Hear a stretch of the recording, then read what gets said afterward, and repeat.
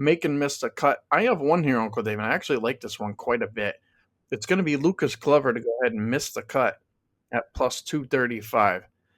There's a very small amount of guys that are going to get cut from here, but Glover, he's been absolutely terrible at this venue. Now, he has a ton of experience. He might have more than anybody in the entire field, but he's been cut here the last two times that he's been here.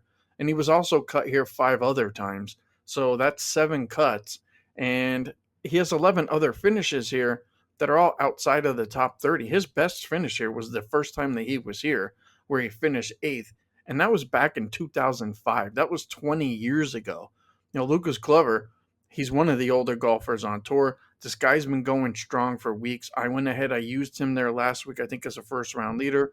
Played quite well, but you got to wonder after like 4 straight weeks of golfing, this is not a venue that he does well at. Just got to wonder how much he has left in the gas tank, going into this week. So I'm going to go with Uncle Dave. I'm going to play Lucas Glover at plus 235 to go ahead and miss the cut. Not sure if you have any make and miss the cuts. If you do, what do you got?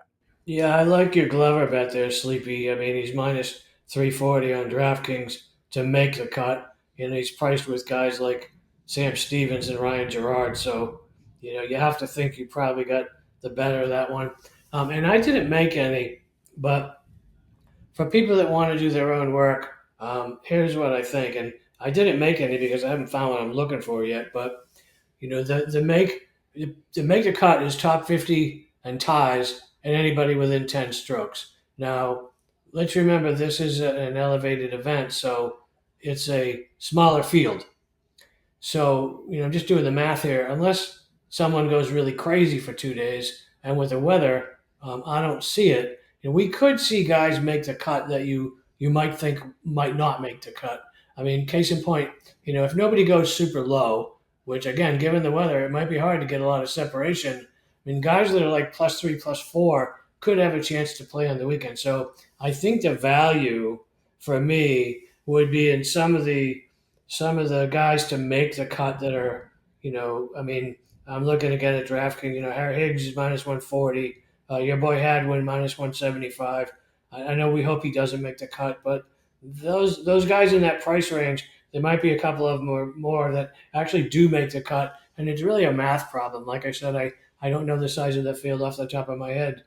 70 something, and if it's top 50 in ties, does you're going to have to really suck to miss the cut, I guess is what I'm saying.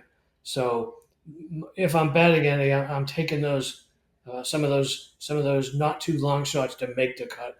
I know Brant Snedeker won't be one of them, but there are some other ones down there. Johnny Vegas is minus 225. That's certainly probably the one that would stick out for me if I were going to make one, Sleepy. Uncle Dave, I'm kind of going back to maybe it was the Truest, and that was a signature event. And I believe there were 73 golfers that entered that tournament. So I'm guessing it's right around the same.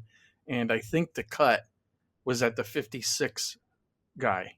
So it would have been, like give or take like 15 guys get cut. That's why I said it was kind of small. So I know it's not a lot of guys that are going to get cut, but there's some solid recommendations for myself and Uncle Dave to go ahead and take a look at.